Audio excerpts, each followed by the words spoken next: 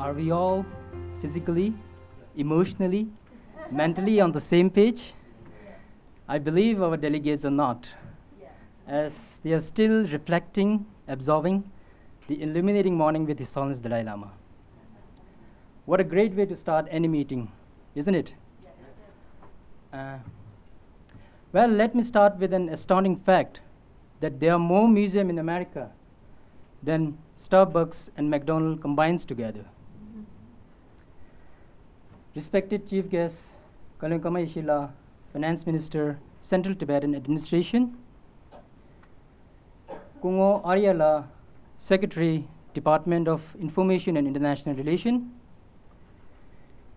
Sylvia Fernandez, Regional Program Manager, Europe and Asia, International Coalition of Site of Conscience, dear delegates, and all the attendees.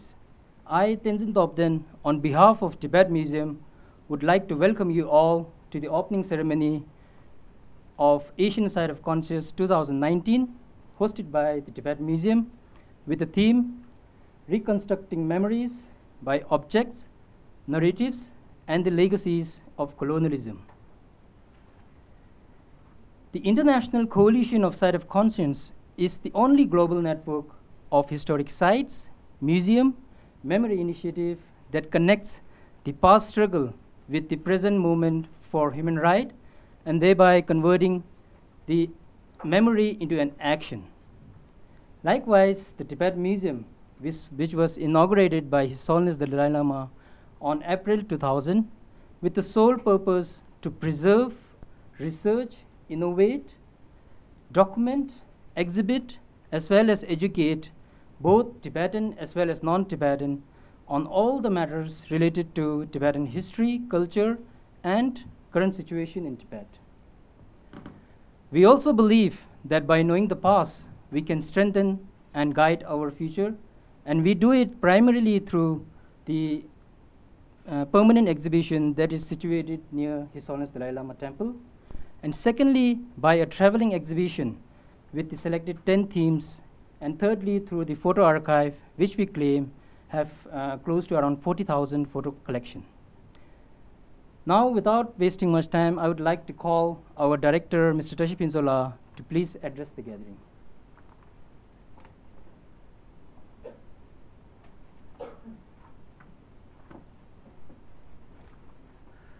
Tashi Dilek, and a very good morning to distinguished guests, delegates from 7 Asian countries, friends and supporters from media, and other invited guests. I am Tashi Pinzok, Director of the Tibet Museum, and it's my absolute honor to extend you all a warm welcome to 2019 Asian Sites of Conscience meeting in Gangkyi, Dharamshala, the seat of Central Tibetan Administration, the de facto Tibetan government in exile. I would also like to extend a hearty welcome to our chief guest, Mr. Kama Ishila, Honorable Finance Minister of Central Tibetan Administration. Mr. Kama Ishila was former member of Tibetan Parliament in exile and also former Vice President of Tibetan Youth Congress. Thank you, Honorable Minister, for gracing today's opening ceremony. I would also like to extend a cordial welcome to our special guest, Mr. Tsawang Gyabo Aryala, Secretary of Department of Information, International Relations. Tibet Museum was one of the important sections of this department. Mr. Tsawang Gyabola was former Secretary of Bureau of His Holiness the Dalai Lama in Delhi, India, and also former Secretary of License Office of His Holiness the Dalai Lama in Tokyo, Japan. I would also like to welcome Ms. Sylvia Fernandez, Asia and Europe Regional Program Manager of the International Coalition of Sites of Conscience and the coordinator of this meeting. The Tibet Museum is honored to host and have you all with us to participate and share your experience and expertise in this meeting. We look forward to have lots of learning activities in this 3-day meeting. In order to provide all delegates a better understanding of Tibet issues, we have invited representatives from 5 Tibetan civil society groups and 3 local Tibetan museums who will share their works and experience later today in the afternoon session. And also we have showcased for your better information, to provide better information about Tibet issues. We have installed 2 temporary exhibitions, one on the biography of His Holiness the Dalai Lama and another one on the current situation inside Tibet. Our current Tibet Museum, which you all will be visiting this evening, is located near the main temple of His Holiness Dalai Lama. Our museum was established in 1998 to document, preserve, research, and exhibit Tibet history, culture, and contemporary life. The museum was officially opened to public on April 30, 2000, and annually we receive more than 80,000 visitors.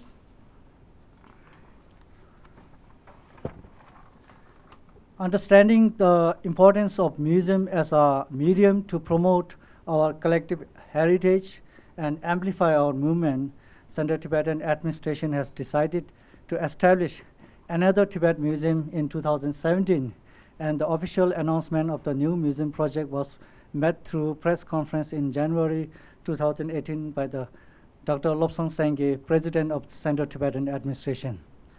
The new Tibet Museum, which we plan to open in mid-2020s, will depict Tibet in a historic, political, and international context, showcasing its unique culture and contemporary development. It involves a core Tibetan team complemented by the expertise of curator and consultant from several international capitals.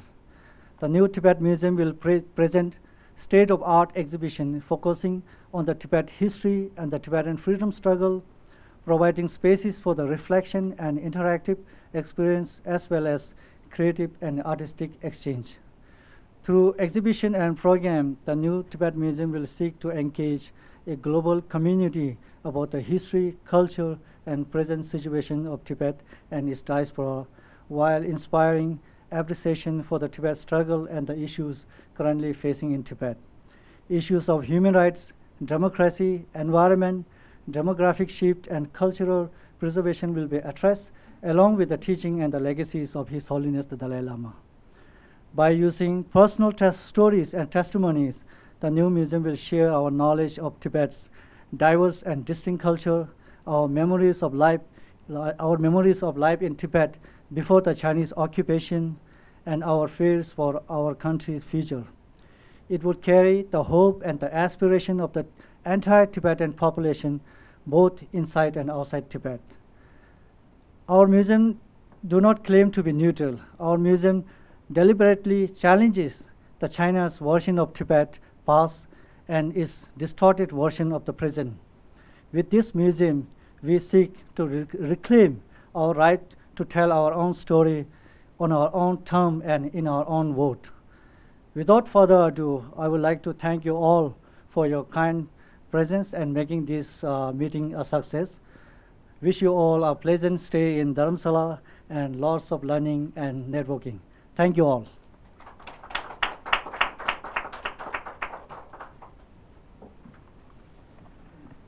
Thank you, Tabinla. Now I would request Mrs. Sylvia Fernandez Mugia, Regional Manager, International Coalition of Sites of Conscience, to give a welcome note.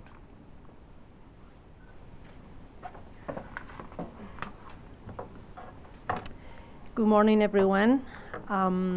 So my name is Sylvia. For those who may wonder where my accent is coming from, I'm from Spain, but I'm lucky enough to be able to work with the Asian Sites of Conscience regional network. It is an absolute pleasure to be here.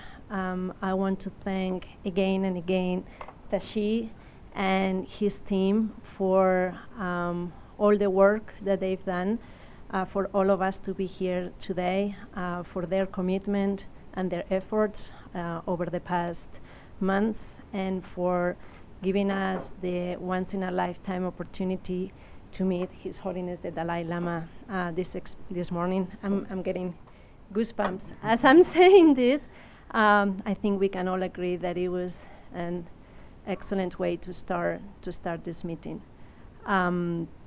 So the International Coalition of Sites of Conscience, or the Coalition as we all call it, as Tenzin very correctly stated, is the only global network that brings together museums, historic sites, and sites of memory under the mission of connecting past to present and memory to action.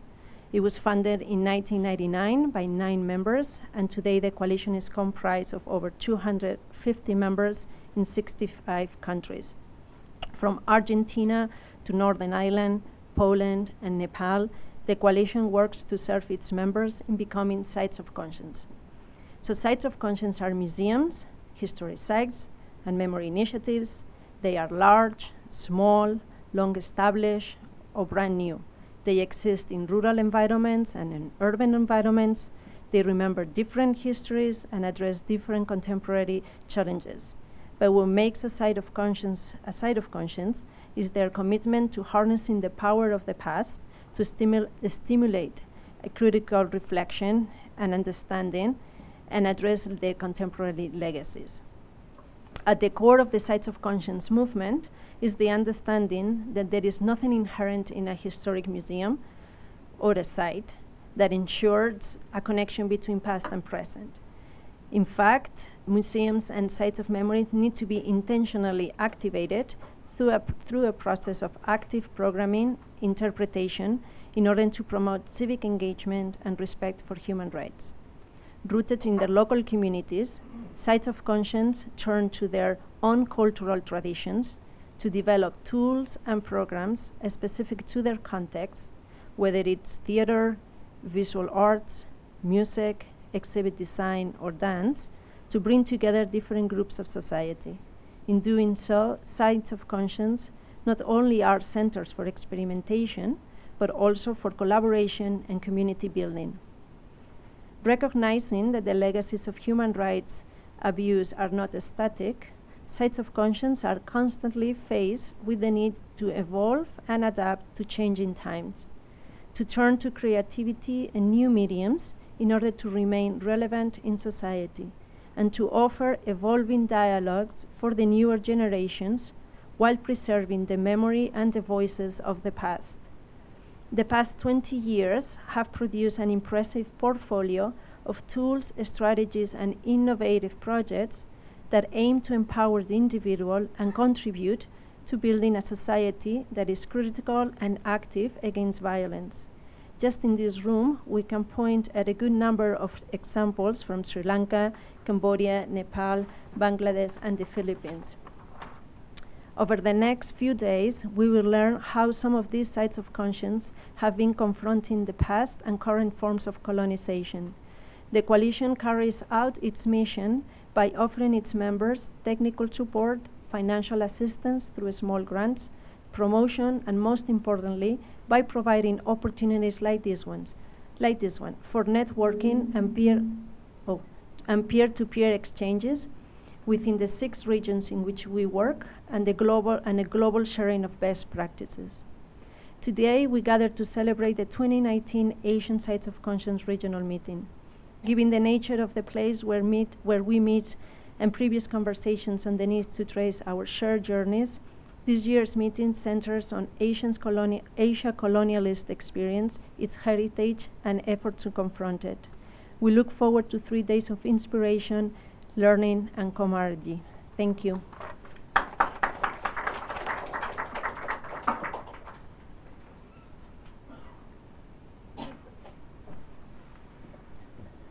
Thank you, Silvela, for your kind words.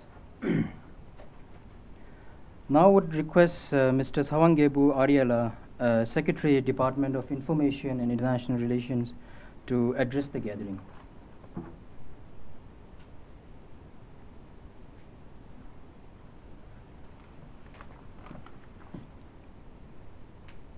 Tashidile, good morning and namaste. And it looks like that we are going to start the day with a very auspicious happening, that you all had a very good audience with His Holiness. And I'm pretty sure that this 4 days meeting is going to be very successful, and we are going to come up with a very good result because we have the blessing of His Holiness Dalai Lama. And Honorable Finance Minister of Central Tibetan Administration, Mr. Karma Yeshe, and Ms. Silva Fernandez of International Coalition Site of Conscience, and representative and members of Asian Sites of Conscience, and director and staff of Tibet Museum, and the members from the NGOs, observers, and the media people. So first of all, I would like to welcome Ms. Sylvia and the members of the Asian Regional Committee, members of the Asian Sites of Conscience to Dharamshala, the seat of Tibetan diaspora. I would also like to thank you all for your coming all the way from faraway place to Dharamshala to show your solidarity with the Tibetan peoples and to share your experience and to listen to our experience also, and together explore and study what together we can do to achieve a peaceful and democratic society around the world. And let me begin with the brief intro to our side of the stories. So many of you must be knowing well about the Tibet, and some of you may not be well informed of the Tibet. So let me just give you a brief introduction. So since the occupation of Tibet and the flight of His Holiness the Dalai Lama to India in 1959, followed by some 80,000 Tibetans, so Dharamshala has been the pivotal place from where we have started to preserve what is being destroyed and repressed in our home country, Tibet. And it is also the place where we have tried to build a strong foundation from where we can resist the Chinese occupation of the Tibet, as well as gain the international understanding and support for our cause. And in this, with the help of the government of India, people of India, and the international community, and under the leadership of His Holiness the Dalai Lama, we have been quite successful in keeping our struggle alive and educating our youngsters, which who are the seeds of the Tibet's future struggles. And we have Tibetan settlements, maybe around 50 Tibetan settlements in India, Nepal, and Bhutan. And in each of these settlements, we have a Tibetan school, Tibetan settlement office, and monasteries, dispensary, hospitals. So we have kept alive in exile what China has tried and is still trying to destroy in Tibet. That is the Tibetan identity, language, religion, and culture, and our dignity. So today we have a vibrant democracy in exile, which in fact is still lacking in China proper itself. And in our past experience, we have found that information is very important. In fact, we lost our country, Tibet, because we did not pay much attention in keeping ourselves in touch with the international community. And taking the advantage of these things, we stayed in very contented in our spiritual world, and taking advantage of these things, the Chinese Communist Party, they have spread a propaganda in the world saying that the Tibet was a part of China, and they are going to liberate Tibet from the poverty and the serfdoms, feudal serfdoms. So in fact, so this kind of a propaganda, the Tibetan has no idea or information about these things. So I guess that even at that time, even if we come to know about these things, Tibet was properly not equipped to tackle or refute this kind of propaganda. And unfortunately, the world believed what the China said, and we lost the Tibet.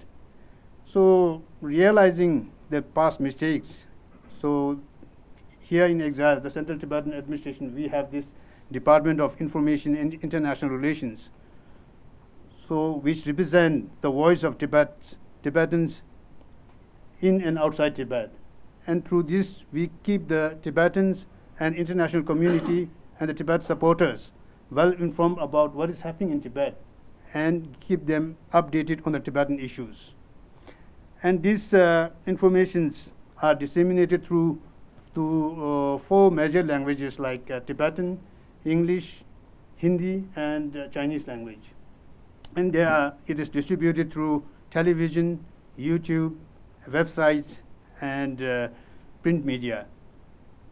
And we have this international relation divisions, which looks after the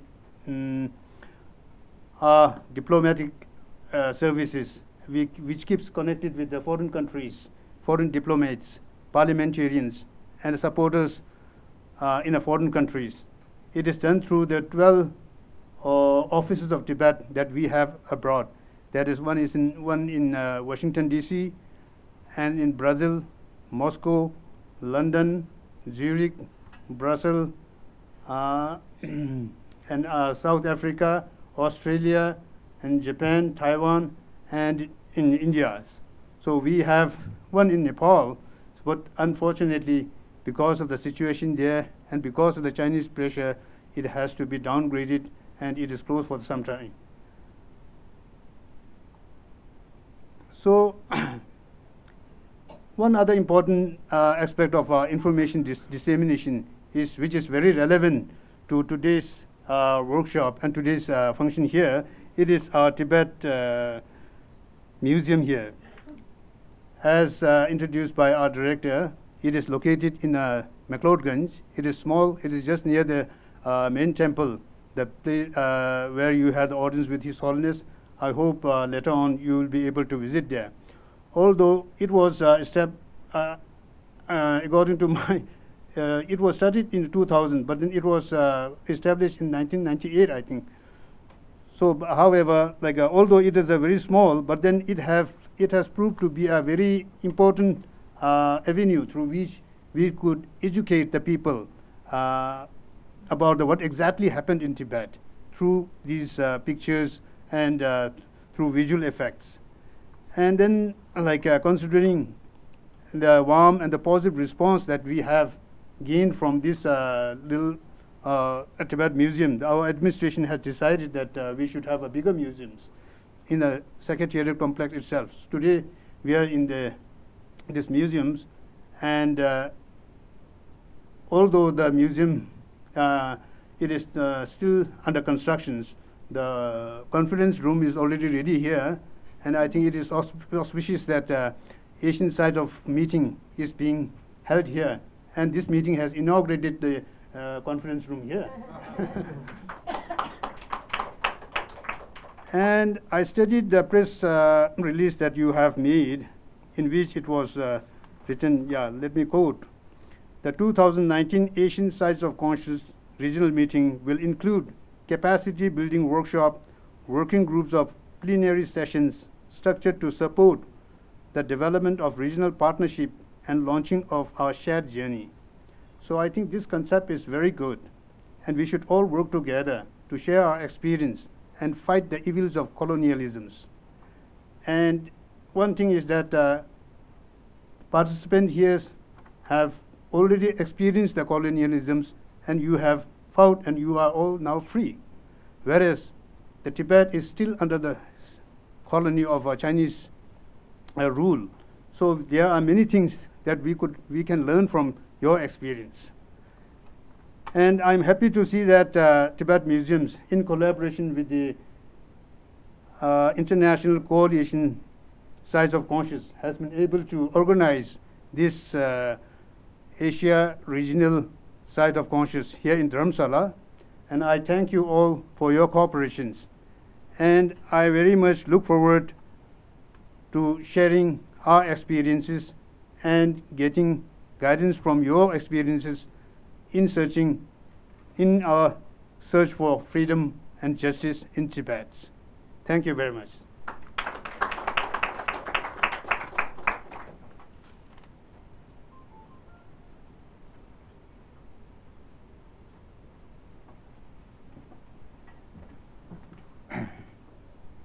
Thank you, Kumar Ariela.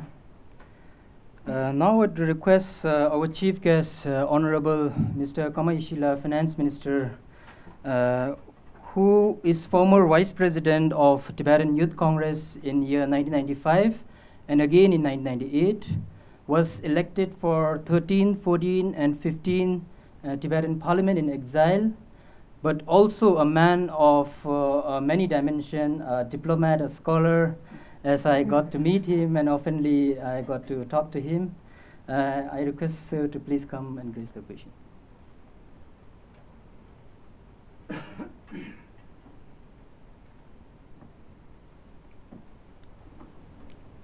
Good morning, Madam Sylvia Fernandez, Mr. Sawanjabu Arya, Madam Chimit Henla, Tashi Pinzula, and delegates. I, on behalf of Tibetan Cabinet, Kashak, welcome you all to Dharamshala, this beautiful city. Dharamshala is known as a mini Lhasa, the capital city of Tibet. I have not seen Tibet. I was born in exile. In fact, three of us Tibetan facing the audience, we all are born in exile. We have not seen Tibet, but we learned about Tibet from our senior, from our teachers, from our ancestors, His Holiness and all. Now we are taking the responsibility to carry forward the Tibetan struggle, at the same time preserve, promote our culture, language, identity, whatever. Mr. Tashi Pinzo, the director, met me a few days back to be a chief guest and to speak to you, to give some keynote address. I don't think I have a proper key of the called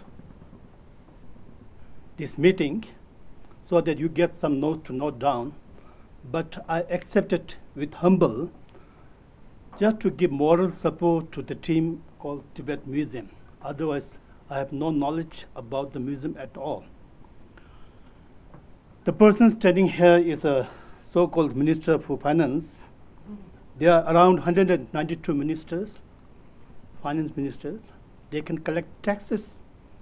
They have the resources, but Tibetan administration totally based on support from international community, and it's very difficult to manage the activities, the funds to support education, to health, livelihood, museum, and many other things.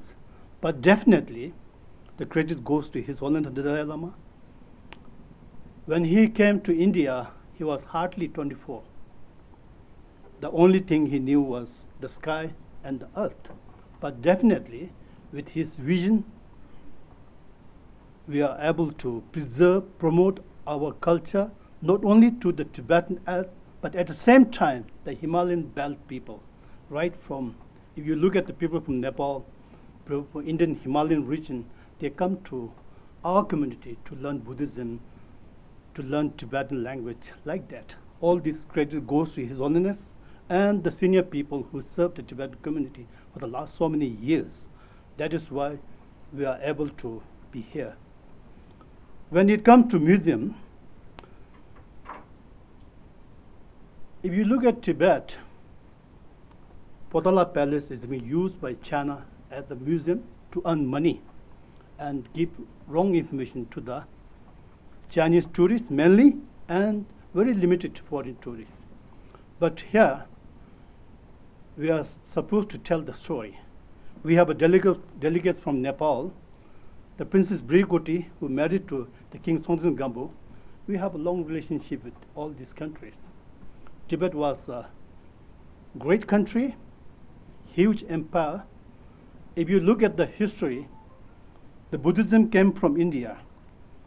Our great scholars, the Indian masters, the Buddha's teaching we call Kanjur, and on Buddhism, Buddha's own teaching, the commentary made by the great Indian masters and Tibetan masters we call Tenjur.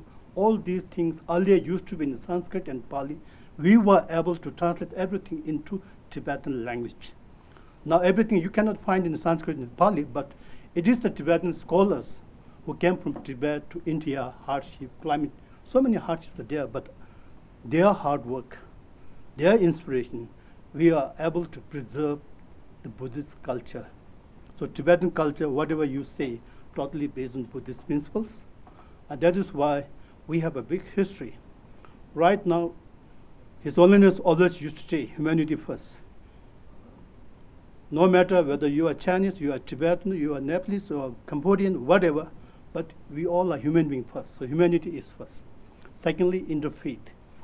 Then he is also talking about preservation and promotion of the great Tibet, not for the sake of Tibetan people. The Tibet Plateau, being the roof of the world, if this very hall, we have a leakage at the top, the rainwater will come out. Like that, if the roof of the world, if there's a leakage, environment is disturbed, climate changes, so many things, it has a lot of impact on the sub-Asian continent.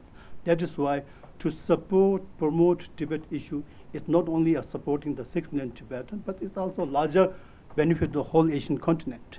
Likewise, he's also talking about the reviving of the great Indian thoughts, the Nalinda tradition. Whether you believe, don't believe, you're Buddhist, whatever, but definitely education, love, brotherhood, compassion, these all things are extremely important. Likewise, museum, I was a witness where we have a Tibet museum site, small one at the Malganj. When His Holiness inaugurated that, I was there to witness that. At that same time, where you used to have a Tibet museum office, used to be my office when I was the head of the Radio Voice of Tibet. Tashi sit in the same cabin where I used to sit as a. So like that, I have some connection. That is why, with humble, I accepted invitation. Otherwise, nothing to say. And museum, through museum, you can not only educate non-Tibetan international community about the rich culture of Tibet, rich tradition, our values, our dignity, but also extremely important for our own people. My parents came from Tibet. They got married in India. I was born in Sikkim on the roadside. Then I was in Dharamshala for very briefly. Then we went to some of the settlements. Now I'm a father of 3 children. In the case of me, at least my parents came from Tibet. They have some connection with Tibet. In case of my 3 children, they are not only born in exile, but their friends are also born in exile. Likewise, the 3rd generation of Tibetan community is coming up. For them also, Tibet Museum will definitely play an extremely important to learn, know, and also experience our own culture, our own language, our own heritage. That is why when we were discussing budget in the budget session in March this year, the question on Tibet Museum also came up, members of parliament, when it will be functional like that. So we have given some words to the member of parliament in the house, but I'm sure end of this year it will come into being. Otherwise, we cannot keep on waiting for like that. So that's why I congratulate Tatashi and his team for great work. And again, there's a saying in Tibetan, it is better to have the brain, ideas, and discussions of 5 so-called average people than having a brain and idea of 1 super smart individual. There's a saying in Tibetan. So that is why you have a great meeting here. Today, tomorrow, day after, you will have a 3-day meeting. Through this meeting, definitely you will learn from each other. You will definitely share your experiences and definitely help each other. Also, not only learn, help, but also multiply one another's culture, heritage, language. With this, we can support each other. No matter, you don't have to speak about political things, but definitely culture, Tibetan culture is not only a culture of 6 million Tibet, it's a culture of whole Asian belt. So it's a civilization which world must keep interacted. With this, I once again, many congratulations to the organizers. You came all the way from different parts of the world. We also have some delegates, Tibetan civil society's representative, and I'm sure you will learn from one another, and definitely this meeting will prove extremely useful, helpful to all of you. And again, here we have a few delegates, but through you, it has to multiply. We have to not only talk about Tibet every time. We can talk about Cambodia, we can talk about Nepal. Definitely others also must talk about other issues also. Then we will be able to support each other. It's a support system, interfaith, interdependent in Buddhism is extremely important. We all are dependent to each other. That is why, once again, thank you all for being here and listening to me. I hope I must have justice to the invitation made to me by Tibetan Museum. With this, thank you once again.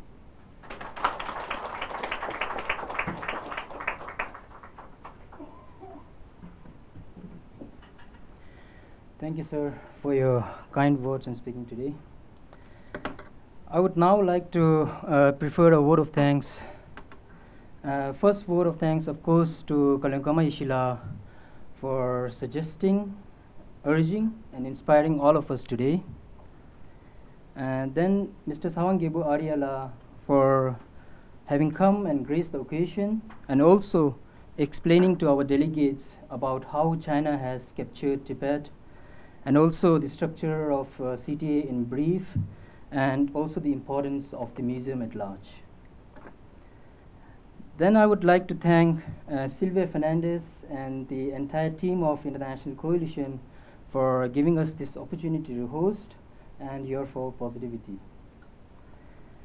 I would also like to thank the Tibet Museum team who is currently here for setting up this venue, as well as the exhibition since 6th of September.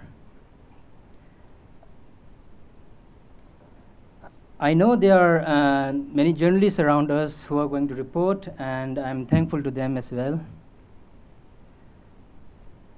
I would also like to thank all the sponsors, starting with the Social and Resource Development Fund, National Endowment for Democracy, the Tibet Fund, and USAID for supporting us and making this event happening.